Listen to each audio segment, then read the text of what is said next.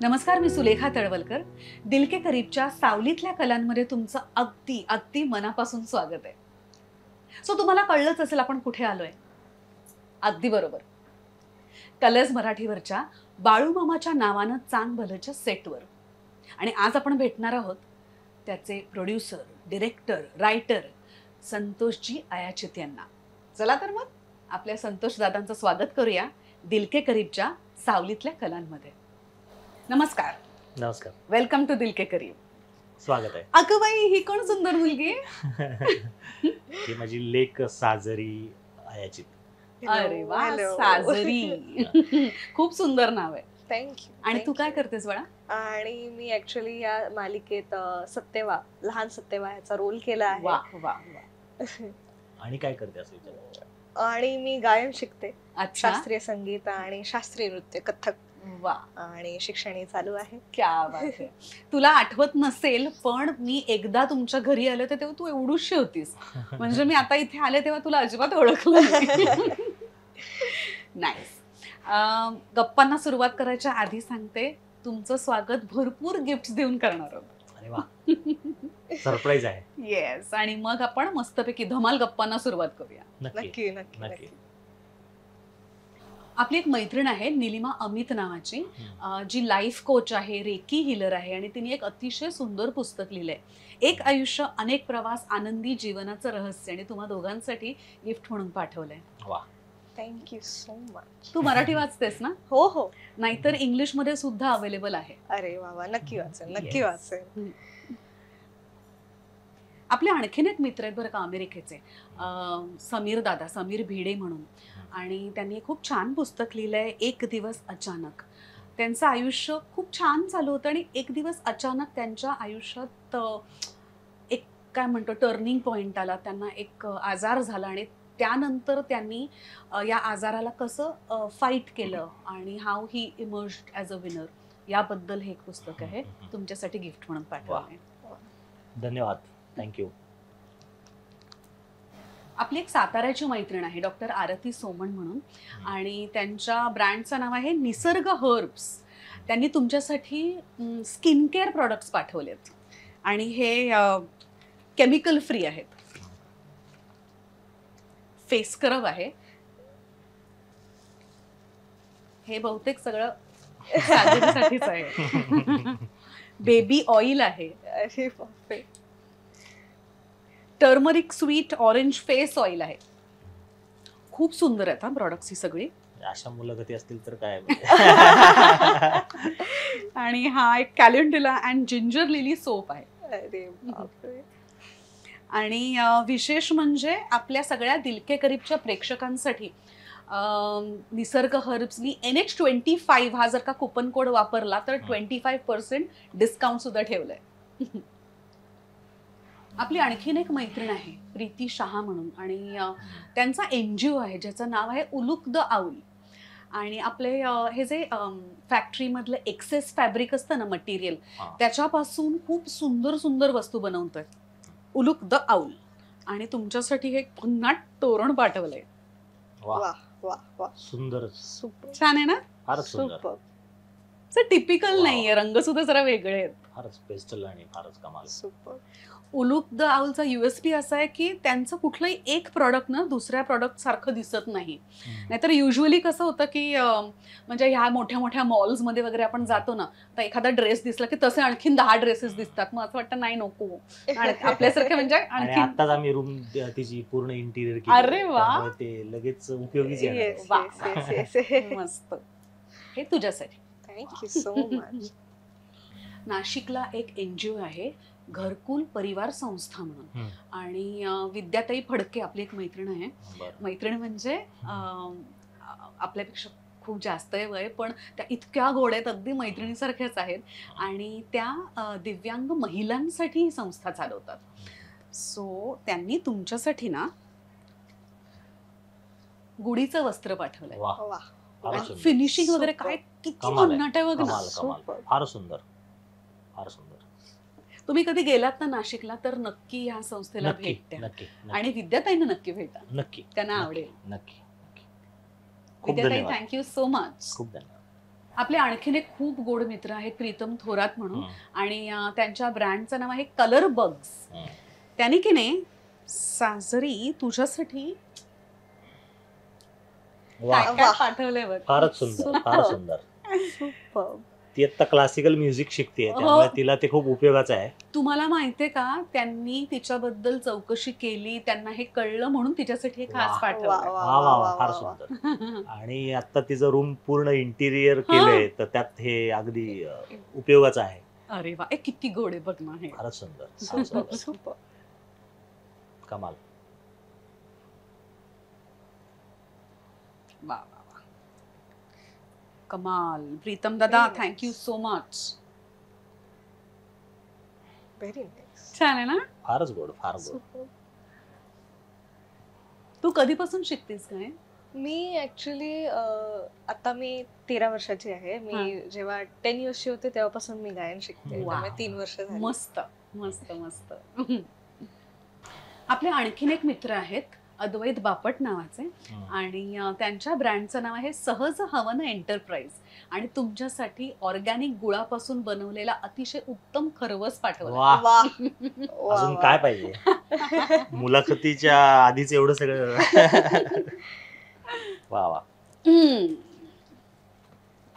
आपले आणखीन एक मित्र आहेत निशांत आवळे म्हणून, ज्यांच्या ब्रँडचं नाव आहे चेरी पिक, आणि तुमच्यासाठी एक मस्तपैकी केबिन बॅग पाठवली आहे, वा. वा, वा, वा, वा. आणि तुमच्या नावाचा टॅग सुद्धा आहे. Thank you Nishant, thank you very much. Nishant दादी त्यांच्या सगळ्या बॅग्स वरती 35% डिस्काउंट ठेवलाय फक्त आपल्या दिलके करीबच्या प्रेक्षकांसाठी.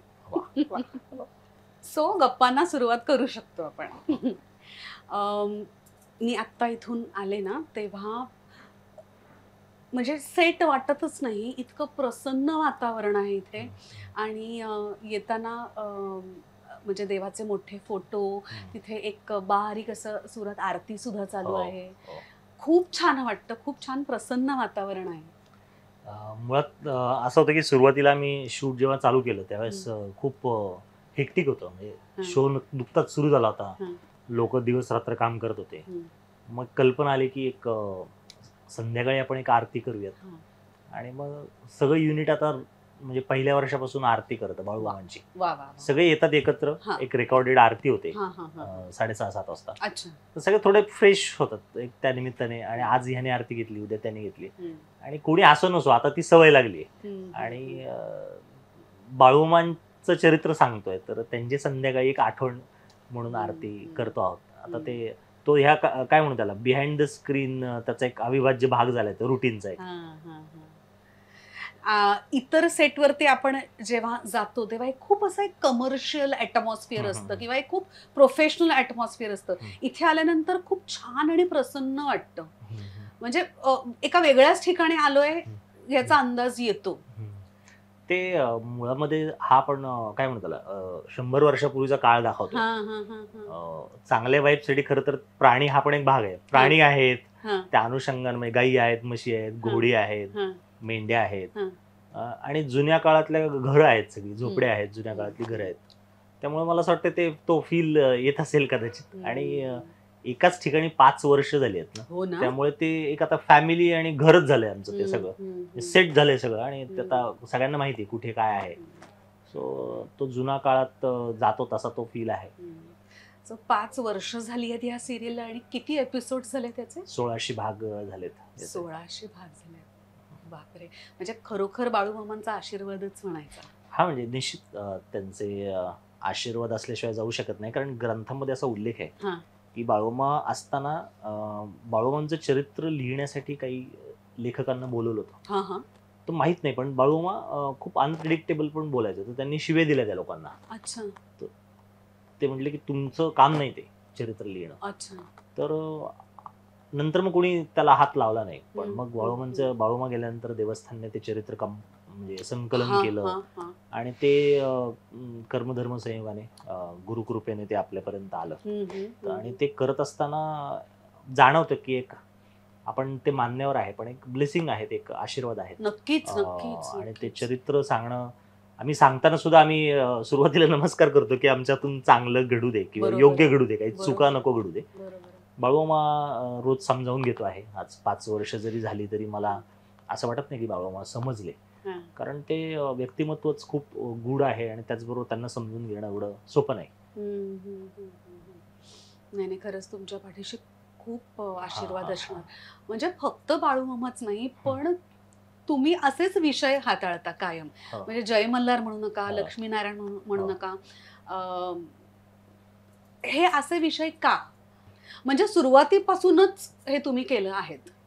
ऍक्च्युली मी असं ठरवून नाही केलेलं, ते घडलं आहे. अच्छा. हा, म्हणजे जय मल्हार ज्यावेळेस केलं त्यावेळेस एका झी मध्ये प्रोग्रामिंग हेड होता निलेश मयेकर. हम्म. तर तो मला म्हणाला की मला एका वाक्यात गोष्ट सांग, आवडली तर आपण करू. हा, हा. आणि मी त्याला म्हटलं की कर्तयुगामध्ये खंडोबा म्हाळसा बानू यांची रांगडी रम्य त्रिकोणी प्रेमकथा. तो म्हणला आपण करूयात. मग निखिल साने सरांचा फोन आला, ते हा. म्हणले की हे उत्तम आहे, हे आपण करतोय. हा.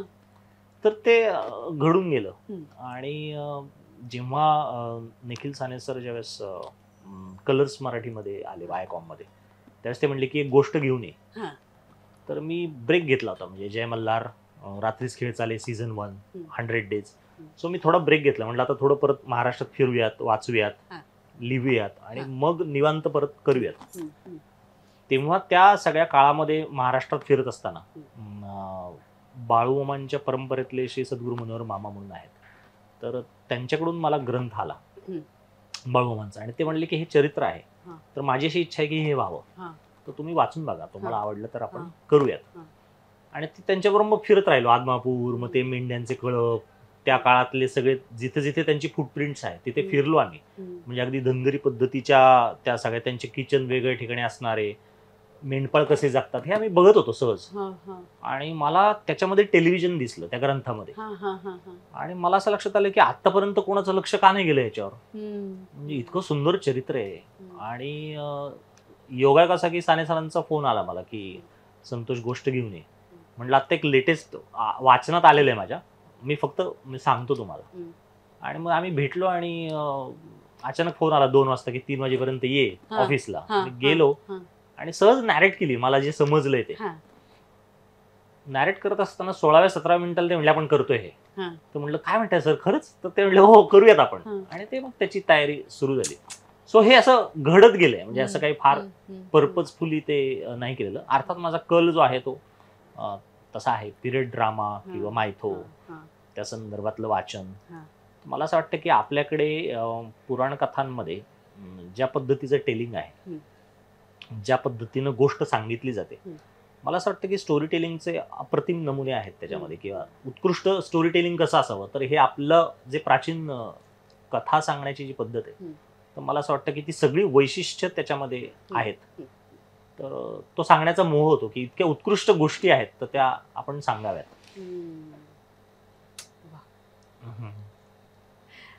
तुला कधीपासून कळायला लागलं की आपले वडील एवढं ग्रेट काम करतायत?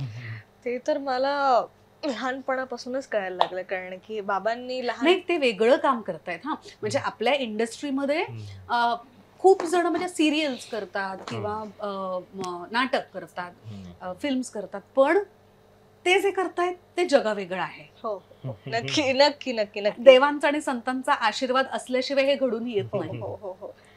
ऍक्च्युली काय आहे, बाबांबरोबर मी खूप फिरली आहे.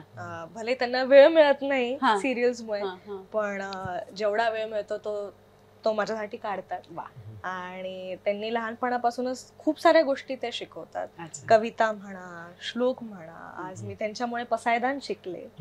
त्यामुळे त्यांनी बऱ्याचशा अशा गोष्टी शिकवल्या आहेत ज्या आजच्या काळात मुलांना जास्त माहिती नसतात किंवा जास्त लक्ष जात नाही, कारण की आजकालच्या मुलांना हिप हॉप आणि पॉप त्याचा खूप हे असतो, हेवा असतो. मलाही आहे, पण त्यांच्या बरोबर राहून खूप काही गोष्टी शिकायला मिळाल्या आणि अजूनही शिकतेच आहे. मग ते अथर्वशीर्ष उत्तम म्हणते, हो. रोज पसायदान म्हणते. हो, पसायदान. आणि तर म्हणजे मी तिला असं शिकवलं की होम स्कूलिंग मुळे की होम स्कूलिंग. हा. होम स्कूलिंग म्हणजे संत ज्ञानेश्वर चित्रपट दाखवला तिला, ब्लॅक अँड व्हाईट बघ म्हटलं. मग तो झाल्यानंतर मग तिला मी आळंदीला घेऊन गेलो. मग नंतर तिला पसायदान शिकवलं. सो मला असं वाटतं की तिला अशा पद्धतीनं ते शिकवत घेऊन चाललोय. तर मला असं वाटतं की ते शाळेमध्ये मला ते असं वाटलं की हे नको शाळेत तिला ठेवायला. म्हणजे इंटेलिजन्स महत्वाचा का सर्टिफिकेट महत्वाचं, असं मला असं वाटलं की इंटेलिजन्स महत्वाचं आहे. आणि आपण आपल्या मुलांना फिअर एन्झायटी आत्ताच्या शिक्षण पद्धतीत खूप देतो आहे असं मला वाटतं. मी शिक्षण पद्धती बदलू शकत नाही, पण मी निर्णय घेऊ शकतो. मग मी तिला शाळेतून काढून टाकलं आणि होम स्कूलिंग सुरू केलं. आणि मला असं वाटतं की ते उलट चांगले रिझल्ट दिसत आहेत. आज त्यांनी मला सूर्यनमस्कार ह्याला इंट्रोड्यूस केला आणि आज मी सकाळी 7 वाजता उठून रोज 40 सूर्यनमस्कार करते. त्यामुळे ह्याच्यामुळे हेल्थी माझी चांगली आहे. आणि रोज त्यांचं चालू असतं, सकाळी उठलीस दूध पी, ड्रायफ्रुट्स खा, हे खा, ते खा, तूप खा रोज. त्यामुळे त्यांच्यामुळे आज एवढी माझी हेल्थ चांगली आहे आणि लक्ष आहे. तुझ्या बोलण्यातूनच कळते की तुला वडिलांचं किती कौतुक आहे. नक्की नक्की नक्की. आणि मी आल्यापासून तुमच्यातल्या चर्चा ऐकते किंवा तुमचं इंटरॅक्शन बघते, खूप गोड आहे, खूप छान रिलेशन आहे तुमचं. नाही, आणि ती बाळवामध्ये सुद्धा असं झालं की ते कर्मधर्म संयोगाने ते सत्यवाचा रोल तिला मिळाला. म्हणजे जेव्हा ऑडिशन सुरू होत्या, तेही ठरवून झाला म्हणजे चॅनलमध्ये ऑडिशन सुरू होत्या, निखिल साने सर त्या फायनल ऑडिशनला होते, अश्विनी आणि स्नेहल गाणेकर ह्या दोघी जणी होत्या, आणि सगळ्यांच्या ऑडिशन झाल्या आणि मी काही लहान मुलांना घेऊन गेलो. तर त्या दोघींनी जय मल्हारमध्ये हिचं काम पाहिलं होतं. तर त्या म्हणले की संतोष, नाही तू तुझ्या मुलीला विचार. म्हटलं असं नाही, आपण ऑडिशन घेऊ का, आधी मी तिला विचारतो आणि ती जर हो म्हणली तर तिची प्रॉपर ऑडिशन होईल. ते म्हणे नाही तुझ्या ह्या लहान मुलींची ऑडिशन घ्यायची गरज नाही, आम्ही तिचं काम पाहिलेलं आहे. म्हटलं तसं नको, स्वतःचं प्रोडक्शन हाऊस आहे म्हणून लगेच झालं असं नको वाटायला. मग तिला मी विचारलं, मग तिने सगळं मला विचारलं की काय आहे, कसं आहे. मग मी तिला ते एक्सप्लेन केलं आणि मग म्हटलं की तुझी इच्छा असेल तर तू कर. मग तिनं ऑडिशन स्क्रिप्ट मागवलं मला, मग तिला मी लिहून दिलं. मग तिनं ते 1 टेक ओके दिलं आणि चॅनल डिसिजन घेतलं की नाही मला ही सत्यवा हवी आहे. मला असं वाटलं, मी तिला नेहमी म्हणतो की ते मेरिटवर व्हावं, ते बाबाचं प्रोडक्शन हाऊस आहे की आपलं आहे म्हणून तुझं व्हावं असं नको. आणि तिचं अप्रिसिएशन झालं त्या रोलचं. आणि मगाशी जसं आपण ऑफ द कॅमेरा बोलत होतो, रुजुता आहे, मधुरा आहे, त्यांचे वर्कशॉप केले तिने थिएटरचे. सो एका बाजूला थिएटर वर्कशॉप चालू होते आहेत, सो त्याचा उपयोग कुठेतरी झाला तिला. कमाल कमाल. सो याच धर्तीवरती एक खूप महत्वाचा प्रश्न मला तुम्हाला विचारायचा आहे की तुमच्या सिरियलमध्ये देव असतात, संत असतात. आता देवांना कदाचित चेहरा नसतो, पण संतांचे चेहरे आपल्या ओळखीचे असतात. सो जेव्हा तुम्ही कास्टिंग करता त्यावेळेला एवढं परफेक्ट कसं काय करता कास्टिंग? मुळामध्ये काय वेळ जात असेल ना खूप की नाही, तो काय ना, तो सतत शोध चालू असतो. कारण या ज्या मालिका आहेत त्याची डिमांड अशी आहे की सतत नवीन नवीन कलाकार हवे असतात. बरोबर. आणि त्याची रिक्वायरमेंट एवढी मोठी आहे की ते एका बाजूला काम सुरू असतं मागे. म्हणजे माझे मित्र आहेत, काही कास्टिंग डिरेक्टर आहेत किंवा थिएटर मधले लोक आहेत, ते सतत त्यांच्या मी टच मध्ये असतो आणि ते माझ्या टच मध्ये असतात आणि आम्ही सतत ते प्रोफाईल्स बघत असतो एका बाजूला. आणि मुळामध्ये मी महाराष्ट्रात खूप फिरतो, म्हणजे मालिकेच्या अनुषंगानं, संशोधनाच्या अनुषंगानं. तर तिथे असं कोणी दिसलं की ज्याच्यामध्ये थोडे पोटेन्शियल वाटतं तर ते टॅप करून ठेवतो. सो जेव्हा योग्य वेळ येईल तेव्हा त्यांना इन्व्हाइट करतो. सो मला असं वाटतं की ते जेव्हा गरज लागेल तेव्हा ते न शोधता त्याची एक बँक तयार करून ठेवणं. सो सतत आणि ह्या अशा उदाहरणार्थ बाळूमा आहे, तर त्याच्यासाठी ना ती पश्चिम महाराष्ट्राची भाषा आवश्यक आहे. तर शहरातल्या कलाकारांना किंवा शहरात राहणाऱ्या माणसाला ती भाषा तशी नाही येऊ शकत. सो अधिकतर महाराष्ट्राच्या कानाकोपऱ्यातून अनेक कलाकार, अगदी आपण गडचिरोलीच्या तिकडे जे थिएटर ऍक्टिव्हिटी असतात तिकडनं काही, म्हणजे झाडपट्टा जो आहे तिकडनं आपण कलाकार मागवले, तिथं आहे. नंतर औरंगाबाद नाट्य विद्यापीठ आहे, पुण्यातलं ललित कला आहे, कोल्हापूरमध्ये आहे. आणि आपण वेगळ्या ठिकाणी ऑडिशन अधूनमधून प्लॅन करतो, जास्त ऍडव्हर्टाइजमेंट न करता. सो काही टीम पाठवतो आणि ते बँक सतत येत असते. सो तो मला असं वाटतं तो परफेक्ट कास्टिंग हा एक अत्यंत महत्वाचा भाग आहे. बरोबर आहे. आणि त्याच्यासाठी तुम्हाला एका ठिकाणी थांबून नाही चालणार, तुम्हाला त्याच्यासाठी फिरलं पाहिजे आणि थोडे वेगळे प्रयत्न केले पाहिजे. आपल्याकडच्या अस्मिता चित्र अकॅडमी मधली सुद्धा खूप मुलं तुमच्या सगळ्या सिरियल्स मध्ये काम हो करतात. हो हो. नाही, आणि आता जसं अस्मिता चित्र आहे तसं वेगवेगळ्या छोट्या छोट्या अजूनही काही छोट्या पॉकेट्समध्ये काय म्हणतात वर्कशॉप्स आहेत, हा. शिक्षण संस्था आहेत, हम्म, हम्म. तर तिथूनही लोक येत असतात. हम्म. आणि माझं असं म्हणणं आहे की थोडा अभिनय जो आहे ना तो थोडा रॉ असेल तरी चालेल, हा. किंवा त्याचा रॉनेस असला तरी चालेल. हा. खूप फाईन ऍक्टर हा. नको असतात अशा हा, मालिकेला. हा, हा, बाळूमाची ती रिक्वायरमेंटच नाही. हा. त्यामुळे ते येतात, कॅमेरा समोर उभे राहतात, हम्म. रोल करून जातात, आणि हा. त्यांचा कॉन्फिडन्स वाढत जातो. हा. मग त्यातले जे बेस्ट आहेत त्यांना परत आपण दुसऱ्या ठिकाणी अच्छा. नवनाथांची सिरियल आहे हा, तिथे आपण हा, हा, हा. त्यांना अकॉमोडेट करतो. हम्म, हम्म, हम्म. सो तो एक सतत प्रोसेस सुरू असतो तो. वा वा. आता 3 सिरियल्स चालू आहेत ना? हा, आता आपली कलर्स मराठीवर बाळूमाच्या नावानं बरोबर. चांगलं, सोनी मराठीवर गाथा नवनाथांची, हा. आणि शेमारो मराठी बाणा म्हणून नवीन एक लॉन्च झालंय चॅनल. अच्छा. तिथे जोगेश्वरीचा पती भैरवनाथ म्हणजे भैरवनाथांवर सिरियल आहे. बर. तर महाराष्ट्राचं ग्रामदैवत आहे ते. हा. सो आणि तिन्ही ज्या सिरियल आहेत त्या तिन्ही चॅनल्समध्ये टॉप रेटेड आहेत. म्हणजे आता last week highest time spend होता याला बाळूमाला. हम्म. गाथा नवनाथांची त्या चॅनलवर नंबर 1 आहे, सेम विथ शेमारो. सो तिन्ही सिरियल अत्यंत उत्कृष्ट टाइम स्पेंड आणि व्ह्यूअरशिप आहे त्याला. वा, वा, वा. आता ह्याच्या नंतरचा इमिजिएट प्रश्न म्हणजे पेहराव. हम्म. त्याचा विचार कसा करता? कारण सिरियल बघितल्यानंतर कास्टिंग तर तुमचं परफेक्ट होतच, हम्म. त्याच्यानंतर जे कॉस्ट्युम्स असतात ते सुद्धा इतके परफेक्ट असतात हम्म. की त्या काळात गेल्यासारखं वाटतं. पण हम्म. ऍक्च्युली ते सगळं आपल्या डोळ्यासमोर उभं राहतं आणि तेच बघतोय असं वाटतं. बरोबर आहे. ऍक्च्युली भाषा, कथा आणि ते सगळं झाल्यानंतर आपली जबाबदारी आहे की प्रेक्षकाला आपण त्या काळात घेऊन गेलं पाहिजे. तो सगळा काळ जर आपण उभारू शकलो नाही तर रसभंग होणार. हो ना. तर पण तसं कुठे होत नाही. हा, त्याच्यासाठी एक वेगळे इफर्ट्स आहेत. म्हणजे मला असं वाटतं की ते घ्यावे लागतात. आता उदाहरणार्थ बाळूमा आहे तर आम्ही निपाणीपर्यंत गेलो, हम्म. आणि इरकल ज्या आहेत त्या निपाणीच्या इरकल वेगळ्या आहेत. हम्म, हम्म, हम्म. सो आम्ही तिकडनं परचेस केल्या त्या. हम्म, हम्म, किंवा धनगरी पद्धतीचे असे काही दागिने आहेत वेगळे, हम्म, हम्म, तर ते आता मिळत नाहीत कुठे. हम्म, तर आम्ही त्या भागामधून कर्नाटक बाउंड्रीवर जाऊन तिकडनं काही दागिने आणले. हम्म, हम्म. जे दागिने बनवणं शक्य नाही, हा. म्हणजे विकत घेणं शक्य हा, नाही, हा, हा, हा. ते दागिने तयार करून घेतले. म्हणजे वा. उदाहरणार्थ सुंदराबाईंच्या नाकामध्ये मोठी नथ होती, हा, हा, हा, हा. तर जो ओरिजिनल नथ ज्या बायका घालतात ना हा. ती आजकालच्या मुली कॅरीच नाही करू शकत, कारण ती हा, हा. जड असते खूप. ओ.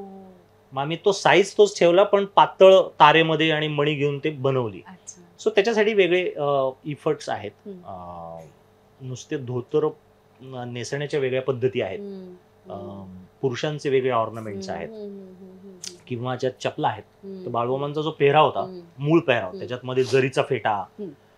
ती त्यांच्या खांद्यावर जी घोंगडी होती, हम्म. तर ती घोंगडी त्या काळामध्ये साधारण 15-1 हजाराची होती त्या काळामध्ये. हम्म, हम्म. तर ती घोंगडी कोणती होती, तर ज्यावेळेस मेंढीचं पहिलं आपण म्हणतो ना जावळ जसं काढतात तसं हम्म. पहिले हम्म. ज्यावेळेस काढतात लोकर, हम्म. त्यापासून ती बनवलेली होती. म्हणजे इतकं एक्सक्लुझिव्ह बाळूमामा वापरायचे. हा, हा, हा. ती पावसाळ्यात जर धरली हा. तर आत पाणी नाही पडत. ओ. सो अशा एक्सक्लुझिव्ह गोष्टी ज्या आहेत त्या संशोधनातून ज्या समोर आल्यात, हम्म. त्यातनं तशा पद्धतीचं ते किंवा ती काठापदराची जी वेगळी धोतर आहेत ती महाराष्ट्रात कर्नाटक बॉर्डरवर मिळतात, हम्म. कारण त्याचा बॅकड्रॉप जो आहे तो महाराष्ट्र आणि कर्नाटक बॉर्डरचा आहे. हम्म. सो तशा पद्धतीचं हम्म. एक थोडे इफेक्ट्स आहेत. आणि कुठे क्लॉथ मिळतं, कुठे तशा पद्धतीचं आहे, ते आपण करून घेतो, किंवा ते ती टीम आहे ती सगळी त्याच्या मागे काम करत असते. वा, वा. या बारीक बारीक गोष्टी आहेत. हम्म. आपल्या इंडस्ट्रीमध्ये कसं आहे, हा चलता है एक असा ऍटिट्यूड असतो, तो तुमच्याकडे कुठेच दिसत नाही. म्हणजे बघताना तुमच्या प्रोडक्शन मध्ये कुठेही दिसत नाही. म्हणजे आम्ही ज्यावेळेस बाळूमामा सिरियल करायचं घेतलं ना, त्यावेळेस आम्ही वेगवेगळे मेंढपाळ आहेत त्यांच्याबरोबर फिरलो. अच्छा. तर त्या अत्यंत हेल्दी लोक असतात ते. हा, हा, मेंढीचं दूध पिणार, हा, झाडाखाली बसून भाकऱ्या हा, खाणार, हा. आणि त्या स्त्रिया सुद्धा ज्या आहेत त्या हा. सगळ्या त्या अत्यंत दिसायला काय म्हणू त्याला की त्यांच्याकडे पाहिल्यानंतर एक तेजच जाणवतो. हा, म्हणजे हा. सगळ्या उन्हात अनात जरी राबत असल्या त्या, हा, हा, त्यांचे आम्ही फोटो क्लिक केले त्यावेळेस हा, हा, मोबाईलमध्ये. हा, म्हणजे हा. जरी आत्ताच्या काळात असले तरी काही ऑर्नामेंट्स हम्म. ट्रॅडिशनली त्यांच्याकडे आलेले आहेत. हम्म. सो संदर्भ मिळाले की मला असं वाटतं की ते सोपं जात असावं. हम्म. वा. मेहनत खूप आहे ना, अभ्यास पण खूप हो, आहे. हो. हा, तो मी म्हणालो ना की क्रिएटिव्हली किंवा ती जबाबदारी आहे आपली की आपण त्या काळात प्रेक्षकाला जर नेतो आहे तर मग पूर्ण घेऊन गेलं पाहिजे. म्हणजे जसं आम्हाला अगदी सुरुवातीला कर्नाटक मध्ये एक श्रीमंत घर कसं असेल, हम्म. तर मग तशा पद्धतीचे आम्ही फोटोज तिकडे कर्नाटकातले काढले आणि तसा वाडा तयार केला, त्याचं एक्सटिरियर. किंवा जुन्नरमध्ये एक बाजार भरतो, तर लाकडी परात असते, तर ती त्या बाजारामधून लाकडी परात आणली का, तर मग सुंदरबाई कणिक कशात मिळणार. तर ह्या छोट्या छोट्या ज्या गोष्टी आहेत ना, त्या मला असं वाटतं की आणि त्याचा रिस्पॉन्स येतो. म्हणजे आपल्या घरी आजी असेल, काकी मावशी असतील त्या वयाच्या, त्यांना तो नॉस्टॅल्जिया आहे त्यांच्यासाठी. आणि नवीन पिढीसाठी हे नाविन्य आहे, अरे हे काहीतरी वेगळं आहे. आणि आपल्याकडे आहे परंपरेमध्ये खूप चांगल्या गोष्टी, त्या फार रेअर नाही आहेत, फक्त आता त्याचा वापर शहरामध्ये कमी झालाय. पण त्या दिसल्या तर ते म्हणजे असं आहे की बाळूमांच्या घरामध्ये ज्यावेळेस ते घरामध्ये होते त्यावेळेस चूल पेटलेली आहे, कणिक मळली जाते आहे, भाकरी अशी तव्यावर टाकली जाते आहे, मिरचीचा खरडा असा होता. हे व्हिज्युअल बघितलं ना तरी प्रेक्षकाला तो काळ आठवून जातो. आणि मला असं वाटतं ह्याच सोप्या आणि साध्या गोष्टी आहेत, त्याच्यामागे फार काही नाहीये. तो फील आहे किंवा तो नॉस्टॅल्जिया आहे तो त्यातला. तुम्ही परफेक्शनिस्ट आहात असं मी ऐकलंय. म्हणजे आता तुमच्या बरोबर गप्पा मारताना त्याची जाणीव मला होतेच आहे. पण हे कुठून आलं, म्हणजे तुमच्यातच ते होतं की आई वडिलांकडून आलं? नाही, मुळामध्ये घरातलं कोणते काम असेल तर ते परफेक्ट व्हावं हे संस्कार आहेतच. पण कलाप्रांतामध्ये आल्यानंतर मला असं वाटतं की अधिकाधिक आग्रह तो असणं हे आतमध्येच आहे.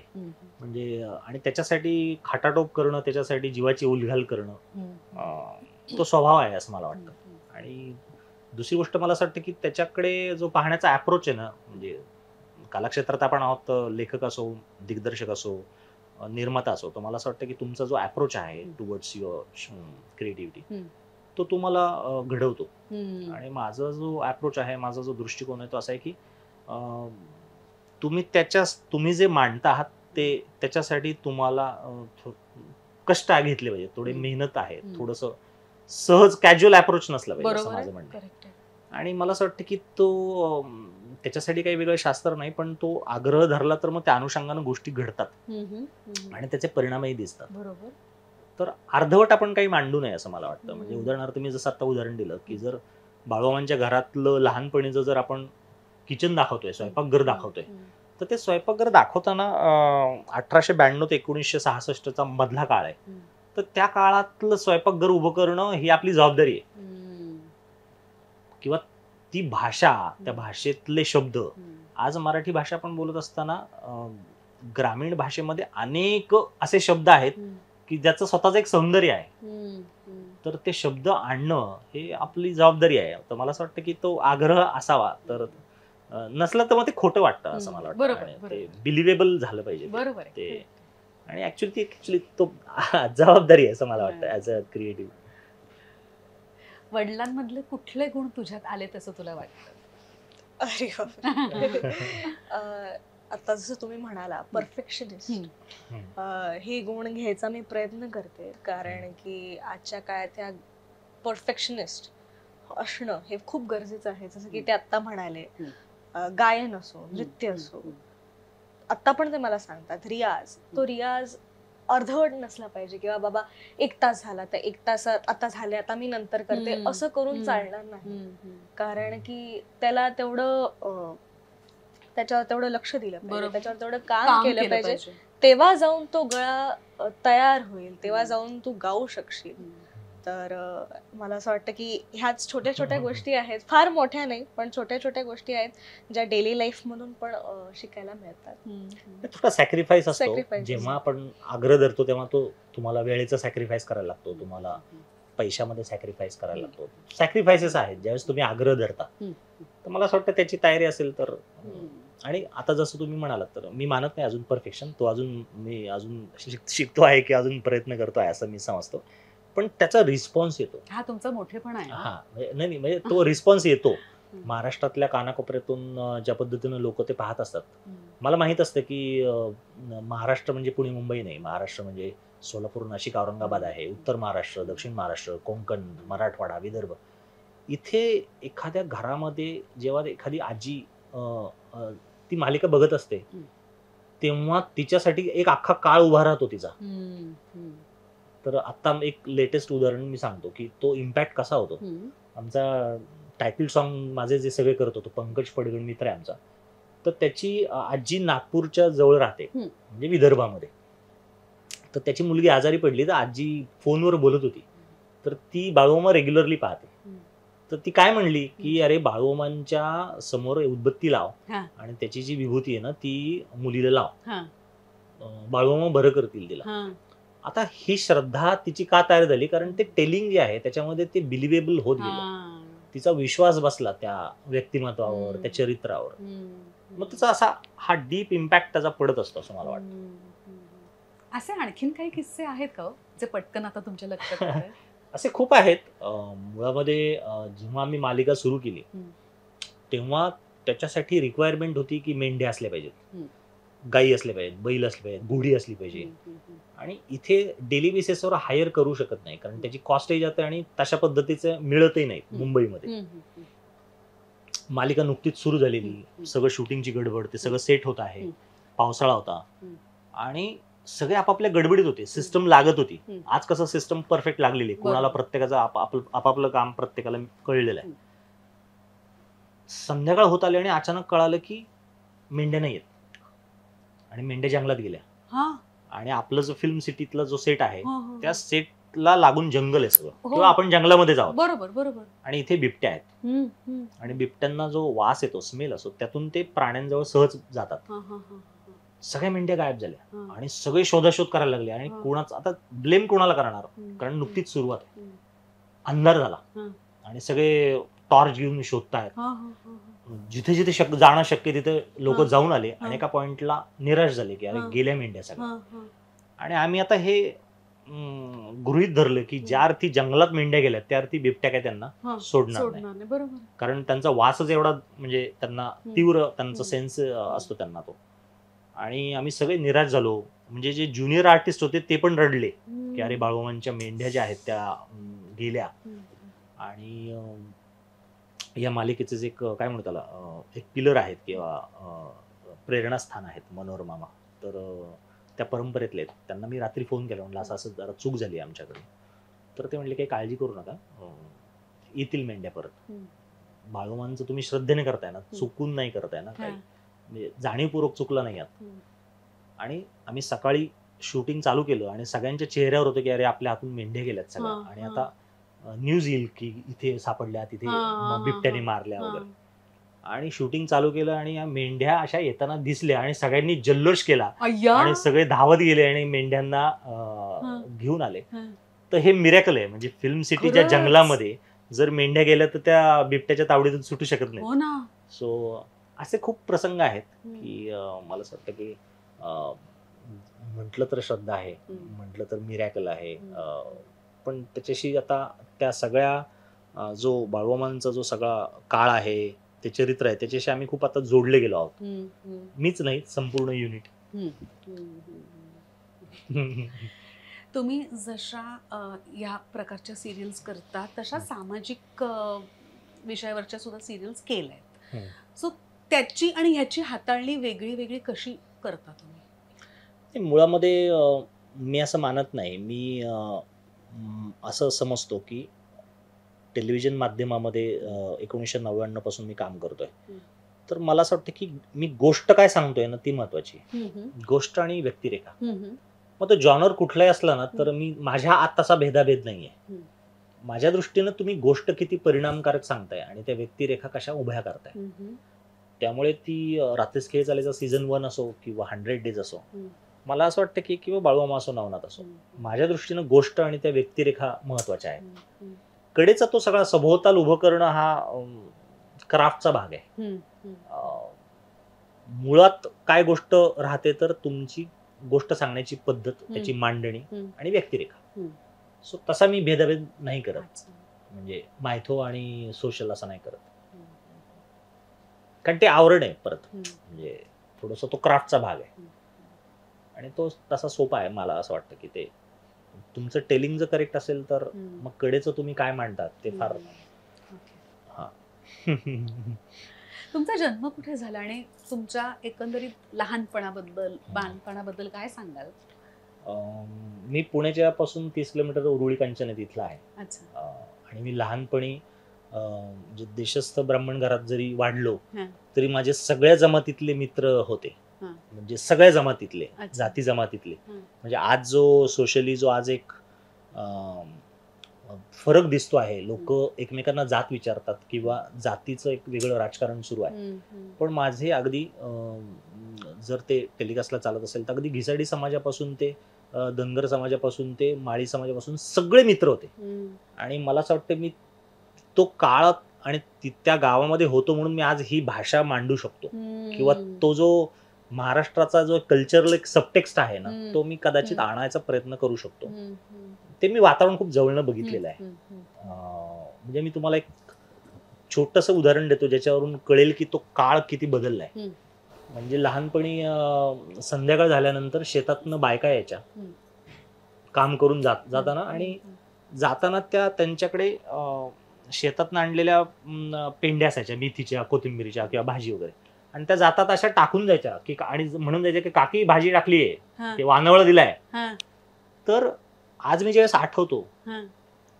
तर मला असं वाटतं की तो देण्याचा भाव सुद्धा नव्हता की मी तुम्हाला दिले. हं. ते इतकं सहज रिलेशन्स होती, इतकी सहज नाती होती ती. हं, हं. आणि त्यात कुठली जात नव्हती, कुठला भेदाभेद नव्हता, आर्थिक काय म्हणतो त्याला, तो जो डिफरन्स आहे तो नव्हता. तर मला असं वाटतं की हे ना, हे हा जो काळ आहे की हा मी जवळनं बघितलाय. आणि अशा पद्धतीचा पिरियड ड्रामा मांडताना मला असं वाटतं की हे मला उपयोगाला येतं. कारण आज अशी नाती नाही आहेत किंवा असं देणं नाही, किंवा दिलं ना तरी ते त्याच्यामध्ये एक भाव असतो की मी तुम्हाला दिले. तर मला असं वाटतं की ती जी अशी काय म्हणतो त्याला की कुठलीही अशी फार त्याला पदर नसलेली जी नाती होती ती मी बघितली गावात. आणि मला असं वाटतं की बाळोमांसारखा काळ उभारताना मला असं वाटतं त्यातल्या छोट्या छोट्या ह्या गोष्टी उपयोगी येतात. आई वडिलांबद्दल काय सांगाल? काय नाही, माझे वडील पोलीस खात्यामध्ये होते, ते गुन्हा अन्वेषण शाखेमध्ये होते. अच्छा. आणि आई गृहिणी होती. अच्छा. पण ती सगळे संस्कार जे तिच्यावर झालेले ते सगळे तिने मला दिले. म्हणजे आमच्या घरामध्ये पारायणाचा सुरू असायची, नैमित्तिक प्रार्थना, श्लोक, आणि असं सगळं ते वातावरण होतं. आणि ज्याचा पगडा नाही म्हटलं तरी माझ्यावर तो खूप होता, जो मी हिला देण्याचा प्रयत्न करतो की संध्याकाळी शुभंकरोती म्हणावी. तर हे जे कल्चर आहे जे कदाचित थोडंसं आता नाही दिसत, तर ते मी कॅरी फॉरवर्ड करायचा प्रयत्न करतो, फार आग्रह न धरता. आणि ते सहज होतं. म्हणजे संध्याकाळ झाली की हातपाय धुवायचे आणि शुभंकरोती म्हणत बसायचं देवघरासमोर. तर मला असं वाटतं की एक साधं मध्यमवर्गीय कुटुंब जे आहे, जे अगदी काय म्हणतात त्याला कष्ट करून आपापल्या चौकटीमध्ये राहून एक साधं जीवन जगते, अशा कुटुंबाचा मी एक भाग होतो. पण मला असं वाटतं की ते माझ्यावर जो पगडा आहे की लहानपणी घरामध्ये श्लोक म्हटले जायचे, जेवताना सुद्धा वेगवेगळ्या प्रार्थना म्हटल्या जायच्या. सो ते कुठे ना कुठे ते इम्पॅक्ट करत गेलं. मला असं वाटतं की गुरुवारची घरात आरती म्हटली जायची, खंडोबाचं काय म्हणतात त्याला तळी आरती व्हायची. या छोट्या छोट्या गोष्टी ज्या आहेत त्या नंतर हळूहळू त्याचे अर्थ कळत गेले किंवा त्याचा मागचं रिझनिंग, त्याच्या मागचा सबटेक्स्ट. मला असं वाटतं की ते उपयोगी येत आहे. पण आपण कुठेतरी लहानपणी स्वप्न बघितली तर ती मोठेपणी पूर्ण होतात. तर हे स्वप्न तुम्ही लहानपणी बघितलं होतं का? हो, म्हणजे मला याच क्षेत्रात यायचं होतं. आणि त्याच्यासाठी खूप काय म्हणतो त्याला अनेक टप्पे टोनपे खाल्ले. आणि गावात तो काळ पाहता इथे कसं यायचं माहीत नव्हतं. पण कर्मधर्म संयोगाने थोडा स्ट्रगल करत करत एक अपॉर्च्युनिटी आली, एक संधी आली मला. रामोजी फिल्म सिटीमध्ये मी ॲप्लिकेशन दिलं आणि ETV मराठी लॉन्च होणार होतो. सो तिथे मी जॉईन झालो आणि मग तिथून माझं खरं टेलिव्हिजनचं जग सुरू झालं. सो 1999 साली मी जॉईन झालो. आणि मग मी दिवस रात्र काम केलं, कारण एक अशी फिल्म सिटी आहे, the largest film city in the world. मग तिथं मला असं झालं की आता मी किती करू आणि काय करू. सो मी स्क्रिप्ट पासून ते ट्रान्समिशनच्या आधी एक कॅप्सुलिंग केला जातो एपिसोड. पण इथून तुम्ही गेलात हैदराबादला, तुम्हाला इथेच? नाही, मी पुण्यातून गेलो हैदराबाद. पुण्यातून? उरुळी कांचन मधनं तिथं ऍप्लिकेशन केलं आणि मी गेलो. तर मग मला टेलिव्हिजन मला आवडलं माध्यम ते. सो मग लिखाणापासून ते ट्रान्समिशन पर्यंतची सगळी डिपार्टमेंट मध्ये मी काम केलं. म्हणजे फायनल कॅप्सूल केला जातो एपिसोड टेलिकास्टच्या आधी, ते पण मला काम येतं. मल्टी कॅमेरा येतं. सो सगळं शिकलो मी ते. आणि मला टेलिव्हिजन माध्यम आवडलं. म्हणजे माझा जो स्वभाव आहे त्याला ते थोडा स्पीड आहे त्या सगळ्या कमी वेळात चांगलं मांडण्याची आर्ट आहे टेलिव्हिजन. सो मला असं वाटतं की ते खरं शिक्षण माझं रामोजीमध्ये झालं. ते श्रेय मी तिकडे देईन, कारण सगळं उपलब्ध होतं तिथे. आणि मी मग वेड्यासारखं लिहायला लागलो, लिहून शूट करायला लागलो. मग तिथे मानवी सर म्हणून होते, जे 11 चॅनलचे प्रमुख होते. मग त्यांनी खूप मला प्रोत्साहन दिलं आणि मग ते घडत गेलं, टेलिव्हिजनचं प्रेम वाढत गेलं. खूप फॅसिनेटिंग आहे ना हे सगळं. हो हो हो. वाव. नाही, आणि मला असं वाटतं की दुसरा एक भाग असा आहे की मी नंतर टेलिव्हिजन सोडून इतर काही केलं नाही. म्हणजे मला चित्रपट, वेब, नाटक, एक प्रेम आहे तर मग तेच त्याच्यावरच काम करत गेलो मी, मला असं वाटतं. आणि मग नंतर मराठी एकंदर पाहता मग सगळे चॅनल्स पण आले. अल्फा होतं, तारा होतं, ETV आलं, स्टार आलं किंवा सोनी, सगळे चॅनल्स आल्यामुळे मराठीमध्ये खूप स्कोप तयार झाला, मराठीमध्ये खूप संधी तयार झाली आणि मराठी टेलिव्हिजन खऱ्या अर्थानं मग फ्लरिश ज्याला पण म्हणतो ते व्हायला लागलं. सो अशा सिच्युएशन मध्ये काम करताना खूप करायला मिळालं. म्हणजे मी नॉन फिक्शन शोज इतके केलेत की त्याचा आता रेकॉर्डच नाहीये, पण खूप आर्कायवल तयार केलं. म्हणजे आता उदाहरणार्थ आता सीमा देव आणि रमेश देव ते जेव्हा गेले त्यांच्यावर मी एपिसोड करून ठेवले होते आणि ते आर्कायवल म्हणून करून ठेवले होते. पण ते आता ते सगळं ज्यावेळेस शिफ्ट झालं ETV टू कलर्स, तर ते बरंचसं मटेरियल आहे पण ते अजून ट्रान्सक्राईब होतंय किंवा ते वेगळ्या माध्यमात ते रेकॉर्ड होत आहे. पण असं खूप करायला मिळालं. सो जवळच आहे टेलिव्हिजन माध्यम. तुमच्या प्राणी प्रेमाबद्दल काय सांगा? मुळामध्ये आधी असं होतं की स्ट्रगल होता खूप. बॅचलर म्हणून राहायचो, आज इथे उद्या तिथे अशी परिस्थिती होती. आंध्र प्रदेशमध्ये 3 वर्ष राहिलो होतो, रामोजीमध्ये. तर ते प्रेम काय व्यक्त करता येत नव्हतं आणि ते सांभाळता येत नव्हतं. तर जेव्हा बाळूवांच्या नावानं चांगलं सुरू झाली तेव्हा आमच्याकडे प्राणी आले. मेंढ्या आल्या, गायी आल्या, बैल आली, घोडी आली. आमच्याकडे गाढव सुद्धा होतं आणि आम्ही त्याला गदाबाई म्हणायचो. तर मग डॉग झाले, श्वान सगळे. आणि ते नंतर मग त्यांना रोज फीड करणं, रोज त्यांची काळजी घेणं, त्यांच्यासाठी वैद्यकीय सेवा असेल मंथली. त्यांना आम्ही प्युरिफाय वॉटर देतो, त्यांना आम्ही BMCCचं पाणी देत नाही. सो छोट्या छोट्या गोष्टी, मग त्यांच्यासाठी चारा मॅनेज करणं मुंबई सारख्या ठिकाणी. तर ते आमचं एक वेगळं रुटीनच आयुष्यातलं झालं की मग ते प्रेम काय म्हणतात त्याला, ते असं आहे की वाढत गेलं ते. आणि प्राण्यांचं असं आहे ना की तुम्ही त्यांना जेवढं द्याल ना त्यापेक्षा दुप्पट तुम्हाला देतात ते. अनकंडिशनल लव्ह आहे ते. त्यामुळे म्हणजे आम्ही आता उन्हाळा येईल तर आम्ही आता वर असं धान्य ठेवतो. खरंय, अगदी बरोबर. नाही, आणि मुळामध्ये असं आहे की अनेकांना इच्छा असते पण ती करता येत नाही. आणि सुदैवाने माझ्याकडे आता जो हा फिल्म सिटीतला 1.25 एकरचा बेल्ट आहे आणि इथे अनेक प्राणी आहेत, तर मला ती संधी आहे ते प्रेम व्यक्त करण्याची. सो आता ते फॅमिलीचा भाग झालेत. म्हणजे जर आज ना उद्या मालिका संपेल कधीतरी, पण ह्या प्राण्यांना मी नाही सोडू शकत किंवा मी यांना सेल नाही करू शकत. बरोबर आहे, कारण त्या सगळ्यांबरोबर एक आमचं नातं आहे. त्यांना जर बरं नसेल तर आम्ही काय म्हणतो आम्ही अस्वस्थ असतो फार. जसं आता आमच्या एका घोडीला बरं नव्हतं पायाला, सो आम्ही ते जिद्दोजहद करून डॉक्टर्स आणून त्यांना बरं करायचा प्रयत्न केला. किंवा बैलाला मध्ये असं एक जसं माणसं आजारी पडतात तसे तेही आजारी पडतात. तर पण त्यांच्यासाठी दुःखद गोष्ट एक आहे, ह्या निमित्ताने मी सांगू इच्छितो की प्राण्यांसाठी खरंच काही आपण करूनच ठेवलेलं आहे. म्हणजे त्यांना मेडिकल फॅसिलिटी नावाची गोष्टच नाही. मी तुम्हाला अगदी ह्या निमित्ताने अगदी स्पष्ट सांगू शकतो की तुमच्या माध्यमातून ते पुन्हा व्यक्त व्हावं की आपण आपल्यासाठी इतकं सगळं उभारलेलं आहे, पण उद्या जर म्हणजे आज जर मला माझ्या प्राण्यांसाठी जर काही करायचं झालं मेडिकली, तर खरंच काही उपलब्ध नाही. मग ते देशी पद्धतीनं ज्या उपाय आहेत ना तेच इफेक्टिव्ह आहेत किंवा तेच उपयोगी आहेत. आणि आपण इतके मोठे हॉस्पिटल्स उभारलेत आपल्यासाठी, इतक्या मॉल्स आणि हॉटेल्स उभारलेत, पण त्या प्राण्यांना सुद्धा अशी स्थिती येते की त्यांना बरं नसतं, त्यांना मेडिकली आवश्यकता असते आणि आपण कम्प्लीट त्याकडे इग्नोर केलेलं आहे ॲज अ व्यवस्था. सो प्राणी सांभाळणं फार अवघड आहे. कारण त्यांना जेव्हा आजारी पडतात किंवा त्यांना काही रिक्वायरमेंट असते त्यावेळेस आम्हीच हेल्पलेस होतो.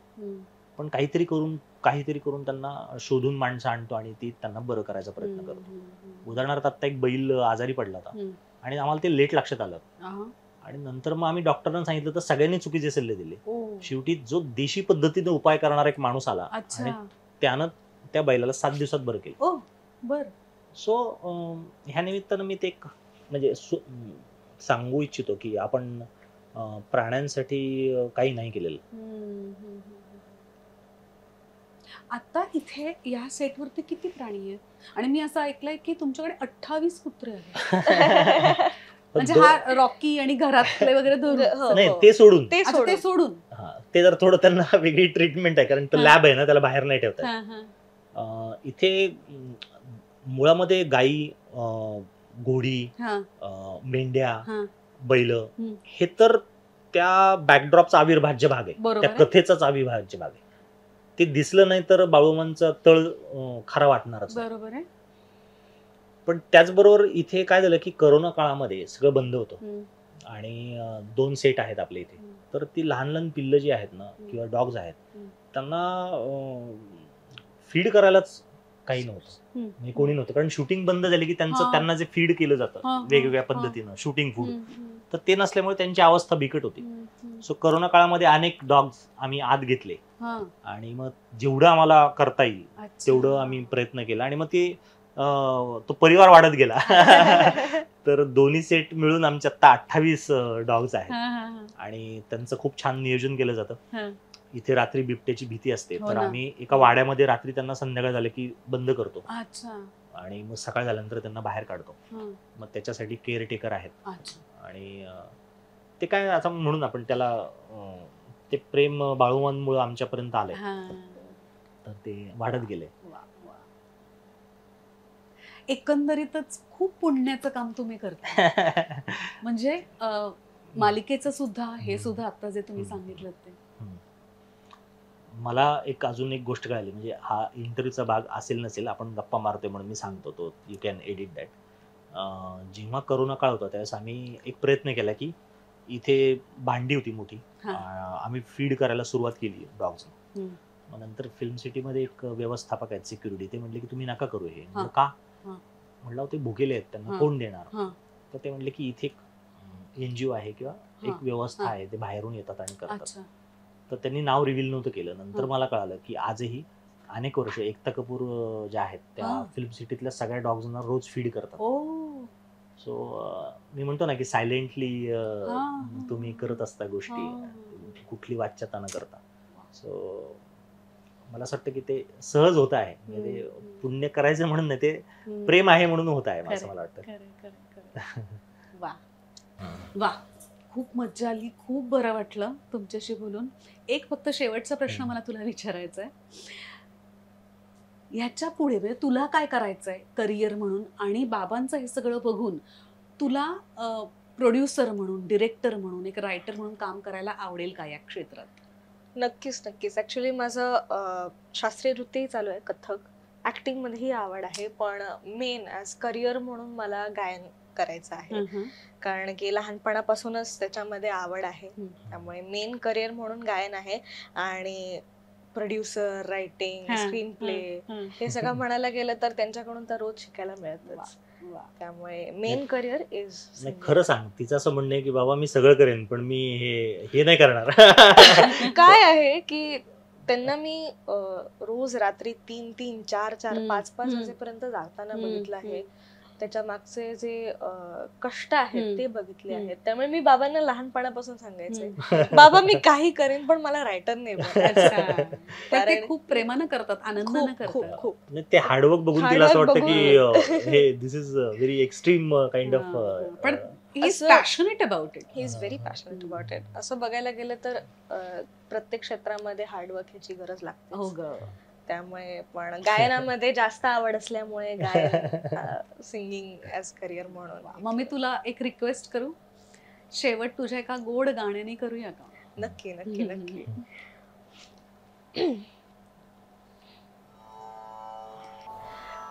राग वृंदावनी सारंग आहे, त्याची बंदिश मी म्हणते.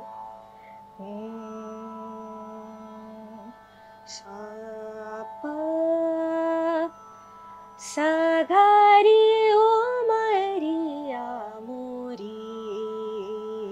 पिया बिना सागारी